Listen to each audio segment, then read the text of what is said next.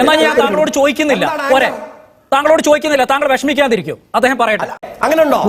അവിടെ കിടന്ന് അസഹിഷ്ണുത പ്രകടിപ്പിക്കുക എന്ന് പറയുന്നത് താങ്കൾക്ക് ഒരു ആക്ഷേപമായി തോന്നുന്നെങ്കിൽ താങ്കൾ എന്നോട് ക്ഷമിക്കുക. അവിടെ ഇരുന്ന് അസഹിഷ്ണുത പ്രകടിപ്പിക്കുക എന്നാക്കി ഞാൻ അതിനെ മാറ്റിയിട്ടുണ്ട്. ഇല്ല, ഇന്ത്യയുടെ നീതിന്യായ പീഠം ഈ ശബ്ദത്തെ കുറിച്ച് ഒന്നും പറഞ്ഞിട്ടില്ല. ഒരു കാര്യമില്ല, ഒന്നും പറഞ്ഞിട്ടില്ല. ഒരു കാര്യമില്ല. ബടായി അടിക്കരുത് ജയിക്ക്, ബടായി അടിക്കരുത്.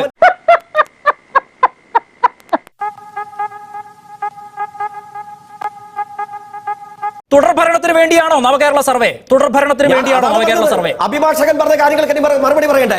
കോൺഗ്രസ് പ്രതിനിധി പറഞ്ഞ കാര്യങ്ങൾക്ക് മറുപടി പറയണ്ടേ? അങ്ങയുടെ ചോദ്യത്തിന് മാത്രം എനിക്ക് മറുപടി പറഞ്ഞാൽ പോരല്ലോ. അഭിഭാഷക സുഹൃത്ത് എന്താ പറഞ്ഞത്? റേഷൻ ഷോപ്പിലെ ആനുകൂല്യം വല്ലതും ആണെങ്കിൽ ഇതൊക്കെ പറഞ്ഞാൽ മതി എന്ന്. അങ്ങനെ എവിടെയാ സുപ്രീം കോടതി പറഞ്ഞിട്ടുള്ളത്? അങ്ങേക്കൊന്ന് ചൂണ്ടിക്കാണിക്കാൻ പറ്റുമോ? ഞാൻ യൂണിയൻ ഗവൺമെന്റ് പാസ്സാക്കിയ, ഇന്ത്യയുടെ നിയമനിർമ്മാണ സഭ പാസ്സാക്കിയ DPDP അങ്ങനെയൊന്നുമല്ല. അദ്ദേഹം വിശദീകരിച്ചതിന് താങ്കൾ ഒന്നുകൂടെ ഓർത്തു നോക്കൂ. എന്താണോ കാര്യം? What is the reason? 7(2)B ആക്ടിനെ താങ്കൾ എടുത്തുവിടെ ഉദ്ധരിച്ചപ്പോ അതിന്റെ കോണ്ടക്സ്റ്റ് വേറെയാണ് എന്നല്ലേ ആ അഭിഭാഷകൻ ശ്രീ പ്രശാന്ത് പത്മനാഭൻ വിശദീകരിച്ചത്? അത്രയല്ലേ വിശദീകരിച്ചുള്ളൂ ശ്രീ ജയ്ക്ക്? ഇതെന്തൊരു മര്യാദകേടാണ്. അങ്ങനെയാണെങ്കിൽ അഭിഭാഷകൻ പറയുമ്പോൾ അങ്ങ് ചോദ്യം ചോദിക്കണ്ടേ? അത് അങ്ങനെയാണോ എന്ന് ചോദ്യം ചോദിക്കണ്ടേ?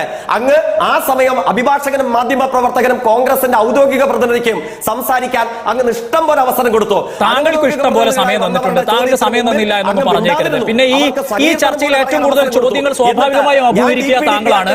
അപ്പൊ താങ്കൾ അത് കേൾക്കുമ്പോൾ ഇങ്ങനെ ഓരോ തവണയും അത് പറഞ്ഞുകൊണ്ടിരിക്കാതെ ചോദ്യങ്ങൾക്ക് മറുപടി പറഞ്ഞിരുന്നെങ്കിൽ എത്ര സുഖമായി പോകും ചർച്ച. ഞാൻ കോട്ട് ചെയ്തിട്ടല്ലേ മറുപടി പറഞ്ഞത്. മാധ്യമ പ്രവർത്തകൻ ഈ കാര്യം പറഞ്ഞു, അതിന് മറുപടി പറഞ്ഞു. അഭിഭാഷകൻ DPDP ആക്ടിലെ 7 ഭാഗത്തിന്റെ B പറയുന്നത് റേഷൻ കാർഡിലെ ആനുകൂല്യം വിതരണം ചെയ്യാനാണെന്നുള്ള പരമമായ കള്ളം, പറയാൻ പാടില്ലാത്തത് അദ്ദേഹം പറഞ്ഞു. അതിനെ സംബന്ധിച്ച് ഞാൻ ചോദ്യം ചോദിച്ചു. അങ്ങനെ 1 by 1 ടോപ്പ് പാനലിസ്റ്റ് കോട്ട് ചെയ്ത ഓരോ കാര്യങ്ങളെയും പറഞ്ഞു കഴിഞ്ഞോ? അവർക്കുള്ള മറുപടി പറഞ്ഞു കഴിഞ്ഞോ? ഒരു മിനിറ്റ് കൂടി എനിക്ക്, ഒരു മിനിറ്റ് എന്റെ ചോദ്യത്തിന് അനുവദിക്കോ? ഒരു മിനിറ്റ് എന്റെ ചോദ്യത്തിന് അനുവദിക്കോ? താങ്കൾ ഇവർക്കുള്ള മറുപടി പറഞ്ഞു കഴിഞ്ഞു എന്നാണ് ഞാൻ വിചാരിക്കുന്നത്. ഒരു മിനിറ്റ് എന്റെ ചോദ്യം പരിഗണിക്കോ? അങ്ങൊരു 1000 തവണ ഇടപെടുന്നു. അങ്ങൊരു 1000 തവണ ഇടപെടുന്നു. ഇത്ര സമയം എടുത്തിട്ടും ചോദിച്ച ചോദ്യത്തിലേക്ക് വരാൻ ഞാൻ എന്ത് ചെയ്യും? പിന്നെ അങ്ങേക്ക് ഇഷ്ടം പോലെ പരിഹാസ്യമായി ചോദ്യം ചോദിക്കാൻ അവസരം ഉണ്ടായിരുന്നല്ലോ. ഡാറ്റ ബ്രീച്ച് എന്താണെന്ന് അങ്ങേക്ക് ഇതുവരെ ബോധിപ്പിക്കാൻ കഴിഞ്ഞു ഇല്ലല്ലോ. എവിടെയായിരുന്നു ഡാറ്റ മോഷണം നടന്നിട്ടുള്ളത്? കേരള ഹൈക്കോടതിക്ക് ബോധ്യപ്പെട്ടു, CPM ബോധ്യപ്പെട്ടില്ല എന്ന് വിചാരിച്ച് നമുക്ക് അതിൽ കെട്ടിത്തിരിക്കാൻ പറ്റുമോ? ചോദ്യങ്ങൾ ഇഷ്ടം പോലെ ഇല്ലേ? ചോദിച്ച ചോദ്യങ്ങൾക്ക് ഏതിനാ താങ്കൾ ഉത്തരം പറഞ്ഞ്? ഇപ്പൊ ഞാൻ ചോദിച്ച ചോദ്യങ്ങളിൽ ഏതിനാ താങ്കൾ ഉത്തരം പറഞ്ഞ ഈ 2ാം റൗണ്ടിൽ? അത് ഉത്തരം പറ. അത് നീ ഇപ്പൊ ചോദിച്ചതേ ഒരു ആദ്യം ഊള ആൻസറാ. ഹൈക്കോടതി ഉത്തരവിന്റെ ഏത് ഭാഗത്താ ബോധ്യപ്പെട്ടതായിട്ട് പറഞ്ഞേ? പ്രഥമ ദൃഷ്ടിയാൽ ഇതൊരു സ്വകാര്യതാ ലംഘനമായി കാണാനേ പറ്റുകയുള്ളൂ എന്ന് ഹൈക്കോടതി പറഞ്ഞിട്ടുണ്ടോ? പ്രഥമ ദൃഷ്ടിയാൽ സ്വകാര്യതാ ലംഘനമായി ബോധ്യപ്പെട്ടിട്ടുണ്ട് എന്ന് ഹൈക്കോടതി ഇന്ന് പറഞ്ഞിട്ടുണ്ടോ? അങ്ങനെ കാണാൻ പറ്റുമെന്ന് പറഞ്ഞിട്ടുണ്ടോ? അങ്ങനെ പറഞ്ഞത് എന്തെങ്കിലും കാര്യം ഏറ്റവും ഒടുവിലത്തെ ഉത്തരവിൽ ഉണ്ടാകുമെന്ന് അങ്ങേക്ക് എന്താ ഉറപ്പ്? ഇന്നത്തെ കാര്യം ചോദിക്കുമ്പോ ആന്റിസിപ്പേറ്റ് ചെയ്തുള്ള മറുപടിയാണോ ജയ്ക്ക്? നീ എന്ത് തേങ്ങയാണ് പറയുന്നേ? എനിക്കൊന്നും മനസ്സിലാവുന്നില്ലല്ലോ. ഇതെന്ത് ദൗർബല്യമാണ്? ഉത്തരവുകളും ഇല്ലേ? അത് ഉത്തരവ് വരട്ടെ, അപ്പൊ നമുക്ക് ആലോചിക്കാം. ഇന്നുള്ള ഉത്തരവിന്റെ കാര്യത്തിലല്ലേ ഞാൻ ചോദിച്ചത്. താങ്കൾ എന്താ ഉള്ളതെന്ന് എന്നോട് ചോദിച്ചു. ഉള്ളത് ഞാൻ പറഞ്ഞു തന്നു. അതാണ് ഞാൻ പറഞ്ഞത്. അങ്ങനെ ഓപ്പൺ കോർട്ടിൽ ഏത് കോടതികളും പല പ്രതികരണങ്ങളും നടത്തിയ പ്രതികരണങ്ങൾ ഏഴയലത്ത് നിൽക്കുന്നതായിരിക്കില്ല കോടതികളുടെ അന്തിമ വിധി തീർപ്പ്. ആന്റിസിപ്പേറ്റ് ചെയ്ത് സംസാരിക്കലാണ് അതിന്റെ മറുപടി. ശരി, 8:50 സമയം 10 മിനിറ്റിലേറെ ഈ റൗണ്ടിൽ ഞാൻ താങ്കളോട് ആവർത്തിച്ച് ചോദിച്ചുകൊണ്ടിരിക്കുന്നു. ഈ നവകേരള സർവേ എന്ന് പറയുന്ന പരിപാടി 20 കോടി മുടക്കി CPM-ന് LDF-ന് തുടർഭരണം കിട്ടാൻ വേണ്ടി നടത്തുന്ന ഒന്നാണോ? 1 മിനിറ്റ് കൂടി ഞാൻ താങ്കൾക്ക് സമയം തരാം. മറുപടി ഉണ്ടാവോ?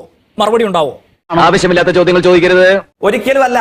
അത് അല്ല എന്നുള്ളത് സുപ്രീം കോടതിക്ക് ബോധ്യപ്പെട്ടിട്ടുണ്ട്. പിന്നെ ആ കാര്യത്തിൽ രാഷ്ട്രീയ പക്ഷപാതിത്വത്തിന് മുമ്പിൽ നിയമപരമായി ചിന്തിക്കാനുള്ള ശേഷി പണയം വെച്ചിട്ടില്ലാത്ത കേരളത്തിലെ ഇന്ത്യയിലെ നിയമ വിദ്യാർത്ഥികൾക്കും അഭിഭാഷകർക്കും അറിയാം. കാരണം എന്താണ്? State of SP and others versus Unmed Rao Sharma കേസിന്റെ വിധി എന്താണ്? ഒരു സംസ്ഥാന ഗവൺമെന്റിന് ഒരു കാര്യത്തിലുള്ള അവകാശത്തെ സംബന്ധിച്ച് പൂർണ്ണത ഉറപ്പുവരുത്തുകയും ഹൈക്കോടതിയുടെ ലിമിറ്റേഷനെ പരിധിയെ സംബന്ധിച്ച് ഓർമ്മിപ്പിക്കുകയും ചെയ്തു. State of Himachal Pradesh versus Unmesh Rao Sharma കേസിൽ ഇല്ലേ? ആ വിധി പ്രസ്താവം വായിച്ചിട്ടുള്ള സാധാരണക്കാരനായ ഏത് മലയാളിക്കും അറിയാം. എങ്കിൽ സാധാരണക്കാരനായ മലയാളികൾക്ക് വളരെയധികം കേട്ട് പരിചയമുള്ള ഒരു ശബ്ദം ഞാൻ ഒരിക്കൽ കൂടി കേൾപ്പിക്കാം. സാധാരണക്കാരായ മലയാളികൾക്ക് വളരെയധികം കേട്ട് പരിചയമുള്ള ഒരു ശബ്ദം. തുടർഭരണമാണോ ലക്ഷ്യം നവകേരള സർവേക്ക് എന്നാണ് ചോദ്യം. അതിന്റെ ഉത്തരം ആ ശബ്ദത്തിന്റെ ഉടമ പറയും. അതിന്റെ ഉത്തരം ആ ശബ്ദത്തിന്റെ ഉടമ പറയും. ജയിക്ക് സഹിഷ്ണുത കാണിക്കൂ. ആ ശബ്ദം നമുക്ക് കേൾക്കാം. പരിചയമുള്ള ശബ്ദമാണ്, വളരെ പരിചയമുള്ള ശബ്ദമാണ്. ആ ശബ്ദം നമുക്ക് കേൾക്കാം. അത്രയും വേണം, കുറച്ച് കടുപ്പത്തിരിക്കട്ടെ. ആ മുന്നേറ്റത്തിന് ഒരു തുടർ ഭരണം എന്നത് ഒഴിച്ചുകൂടാത്തതാണ്. ഇതുകൂടി നമ്മുടെ പോകുന്ന ആളുകളുടെ മനസ്സിൽ ഉണ്ടാകും. സത്യം പറയണ നീയാണോ? ഞാനല്ല, എന്റെ ഗർഭം ഇങ്ങനല്ല. അതായത് ഒക്ടോബർ 10-ാം തീയതി സർവേക്ക് വേണ്ടിയുള്ള ഉത്തരവ് വരുന്നു. ഒക്ടോബർ 22-ാം തീയതി തിരുവനന്തപുരത്ത് മുഖ്യമന്ത്രിയുടെ നേതൃത്വത്തിൽ ചീഫ് സെക്രട്ടറി ഉൾപ്പെടെ പങ്കെടുത്ത ഒരു ശില്പശാല നടക്കുന്നു. ആ ശില്പശാലയിൽ ബഹുമാനപ്പെട്ട മുഖ്യമന്ത്രി നടത്തിയ പ്രസംഗമാണ്. ഈ പരിപാടിയുടെ നടത്തിപ്പിൽ അല്ലെങ്കിൽ അത് സർവേയുമായി വീടുകൾ കയറി ഇറങ്ങുന്നവരുടെ മനസ്സിലുണ്ടാകണം തുടർഭരണം എന്ന ലക്ഷ്യം എന്ന് മുഖ്യമന്ത്രി പറഞ്ഞുകൊണ്ടിരിക്കുകയാണ്. എന്റെ കർത്താവേ, ഒരു ചെറിയ മിന്നലെ പോയി 20 കോടി, 1-2 അല്ല 20 കോടി കേരള ഖജനാവിൽ നിന്ന് അടുത്ത് CPM നടത്തുന്ന ഒരു പ്രചാരണ പരിപാടി പോലെ അങ്ങ് നടത്തുവാണ്. മുഖ്യമന്ത്രിയുടെ വാക്കുകളാണ്. ഈ ശബ്ദം മുഖ്യമന്ത്രിയുടേതല്ല എന്ന് ജയിക്ക് പറയോ? ആ ശബ്ദത്തെ സംബന്ധിച്ച് CPIMന്റെ അഭിപ്രായമല്ല, ഇന്ത്യയുടെ ഉന്നത നീതിന്യായ പീഠം നല്ല അന്തസ്സായി ഓപ്പൺ കോർട്ടിൽ അങ്ങേക്കും അങ്ങയുടെ ഇന്ത്യയുടെ നീതിന്യായ പീഠം ഈ ശബ്ദത്തെ കുറിച്ച് ഒന്നും പറഞ്ഞിട്ടില്ല. ഇന്ത്യയുടെ നീതിന്യായ പീഠം ഈ ശബ്ദത്തെ കുറിച്ച് ഒന്നും പറഞ്ഞിട്ടില്ല. ഒരു കാര്യമില്ല, ഒന്നും പറഞ്ഞിട്ടില്ല. ഒരു കാര്യമില്ല. ബടായി അടിക്കരുത് ജയിക്ക്, ബടായി അടിക്കരുത്. ഒന്നും പറഞ്ഞിട്ടില്ല. ഒരു കാര്യമില്ല. ബടായി അടിക്കരുത് ജയിക്ക്, ബടായി അടിക്കരുത്. എന്റെ ജീവിതത്തിൽ ഞാൻ ഇങ്ങനെ ചമ്മിട്ടില്ല. എന്തോ അല്ല, എന്റെ അമ്മായി നമ്മുടെ മുമ്പിൽ ഒഴിച്ചു എന്നെ തൊഴിൽ പോയില്ലേ. ഇന്ത്യയുടെ നീതിന്യായ പീഠം മുഖ്യമന്ത്രിയുടെ ഈ ശബ്ദത്തെ കുറിച്ച് ഇന്നൊന്നും പറഞ്ഞിട്ടില്ല. ഒന്നും പറഞ്ഞിട്ടില്ല. തെളിയിക്കാൻ പറ്റുമോ? ഞാൻ വെല്ലുവിളിക്കുന്നു. ഈ ശബ്ദത്തെ കുറിച്ച് ഇന്ന് സുപ്രീം കോടതി എന്തെങ്കിലും പറഞ്ഞോ? തെളിയിക്കാൻ പറ്റുമോ? ഞാൻ വെല്ലുവിളിക്കുന്നു. എന്താ ഉറക്കം വരുന്നു?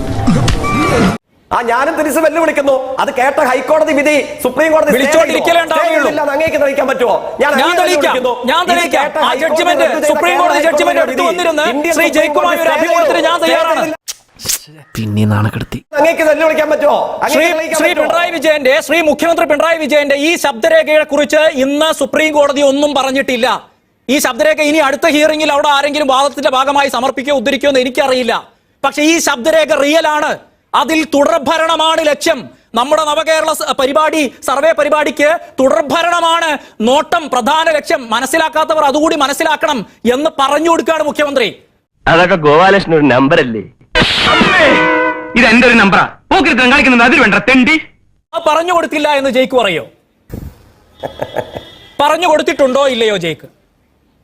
മനോരമയ്ക്ക് എത്ര വിഷമമുണ്ടെങ്കിലും സർക്കാർ അർദ്ധ സർക്കാർ പാർട്ടി പരിപാടിയിൽ വന്നിട്ട് കോൺഗ്രസിനെ ജയിപ്പിക്കണമെന്ന് പിണറായി വിജയൻ പ്രസംഗിക്കുവോ? അപ്പൊ ഉണ്ടാകുന്ന പാർട്ടി പരിപാടിയല്ല, സർക്കാർ പരിപാടി. സർക്കാർ പരിപാടി 20 കോടി കേരളത്തിന്റെ, എന്റെ, നിങ്ങളുടെ, ശ്രീ ജിൻഡോ ജോണിന്റെ, പ്രശാന്ത് പത്മനാഭന്റെ, ശ്രീ ജോർജ് മുടിപ്പാറയുടെ, എല്ലാവരുടെയും ഈ കേൾക്കുന്ന പ്രേക്ഷകരുടെയും ഒക്കെ പണമെടുത്തുകൊണ്ടാണ് LDF പ്രചാരണം.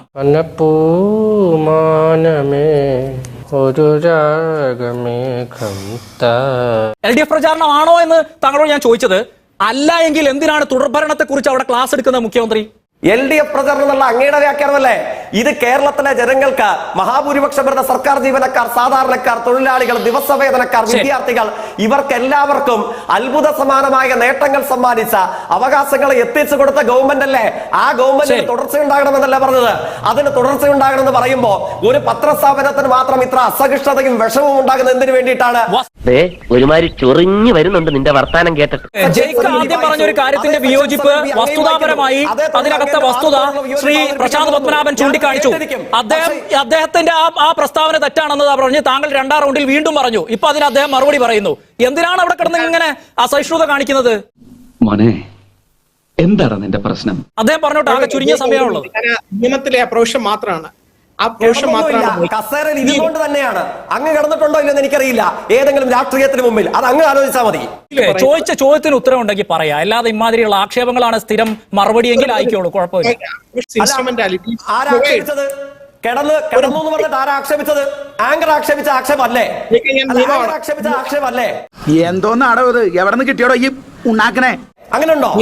അവിടെ കിടന്ന് അസഹിഷ്ണുത പ്രകടിപ്പിക്കുക എന്ന് പറയുന്നത് താങ്കൾക്ക് ഒരു ആക്ഷേപമായി തോന്നുന്നെങ്കിൽ താങ്കൾ എന്നോട് ക്ഷമിക്കുക. അവിടെ ഇരുന്ന് അസഹിഷ്ണുത പ്രകടിപ്പിക്കുക എന്നാക്കി ഞാൻ അതിനെ മാറ്റിയിട്ടുണ്ട്. അത് പരിഗണിക്കാം. ശരി. അപ്പൊ കിടന്നിട്ടല്ല. ശരി ശരി അത് അങ്ങനെ പരിഗണിക്കൂ. ശ്രീ പ്രശാന്ത് പറഞ്ഞോട്ടെ. ശരി, താങ്കൾക്ക് ഇപ്പൊ അദ്ദേഹത്തിന്റെ വിശദീകരണം നാട് കേൾക്കരുത് എന്നൊരു ഉദ്ദേശമുണ്ടോ? ഉണ്ടോ? ശരി, ഒരു മിനിറ്റ് ജയ് കേൾക്കൂ. ഫോർ ദ സ്റ്റേറ്റ് ആൻഡ് എന്താണ് ശ്രീ ജയ്ക്ക്, എന്താണ് ശ്രീ ജയ്ക്ക്, എന്താണ് പ്രശ്നം? ഞാൻ ചോദിച്ച ചോദ്യമാണോ താങ്കൾ ഇത്ര ക്ഷുഭിതനാക്കുന്നത്? എന്നാൽ ഞാൻ താങ്കളോട് ചോദിക്കുന്നില്ല. പോരെ, താങ്കളോട് ചോദിക്കുന്നില്ല. താങ്കൾ വിഷമിക്കാതിരിക്കും, അദ്ദേഹം പറയട്ടെ.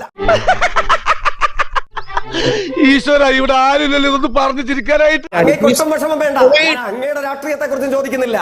അങ്ങയുടെ എന്തൊരു കഷ്ടമാണ് ശ്രീ ജയ്ക്ക്, എന്തൊരു കഷ്ടമാണ്. വിഷമിക്കണ്ട, അങ്ങ് ധൈര്യമായിട്ടിരുന്നു. എന്തൊരു കഷ്ടമാണ്, എന്തൊരു കഷ്ടമാണ്.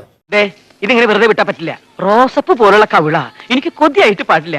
ഞാൻ എന്ന് രണ്ടെണ്ണം പൊട്ടിച്ചിട്ട് ഓടിയിട്ട് വരാം. എന്നെ ഒന്ന് അനുഗ്രഹിച്ചേ. താങ്കൾ തന്നെയല്ലേ ഈ ചർച്ചയിൽ ഏറ്റവും കൂടുതൽ സംസാരിച്ചത്? എന്തൊരു നിരുത്തരവാദപരമായ സമീപനമാണ് താങ്കൾ സ്വീകരിക്കുന്നത്? ഈ ചർച്ചയിൽ ഏറ്റവും കൂടുതൽ സംസാരിക്കുകയും ഏറ്റവും കൂടുതൽ തർക്കിക്കുകയും ഏറ്റവും കൂടുതൽ സമയമെടുക്കുകയും ചെയ്തിട്ടും ഇപ്പോഴും താങ്കൾ അതേ കാര്യം പറഞ്ഞ് തർക്കിച്ചുകൊണ്ടിരിക്കുന്നത് ദൗർഭാഗ്യകരവും ദൗർബല്യവുമാണ് എന്ന് താങ്കളോട് വളരെ വിനയത്തോടു കൂടി ഞാൻ പറയാണ്. ഞാൻ ശ്രീ ജോർജ് വടിപ്പാറയ്ക്ക് സമയം കൊടുക്കാൻ എനിക്ക് പറ്റിയിട്ടില്ല. അദ്ദേഹത്തോട് ഞാൻ ക്ഷമ ചോദിക്കുകയാണ്. 2 റൗണ്ടാണ് ജിൻഡോ ജോൺ സംസാരിച്ചത്. അദ്ദേഹത്തിലേക്ക് വീണ്ടും 1 മിനിറ്റ് പോകണമെന്ന് എനിക്ക് ആഗ്രഹം ഉണ്ടായിരുന്നു. അതും നടന്നിട്ടില്ല. വളരെ ചുരുങ്ങിയ വാക്കുകളിൽ മാത്രമാണ് അഭിഭാഷകന് സംസാരിക്കാൻ പറ്റിയത്. അതും അത്രയേ നടന്നുള്ളൂ. ഏറ്റവും കൂടുതൽ സംസാരിച്ചിട്ടും ഇപ്പോഴും ആ കാര്യം പറഞ്ഞ് തർക്കിച്ചുകൊണ്ടിരിക്കുകയാണ് ശ്രീ നമ്മുടെ ജെയ്ക് സി തോമസ്. കഷ്ടായി പോയി, വെടിവെച്ച് കൊല്ലണം. അപ്പൊ അതിനെ തൽക്കാലം ഇത്രയും മതി. വരട്ടെ.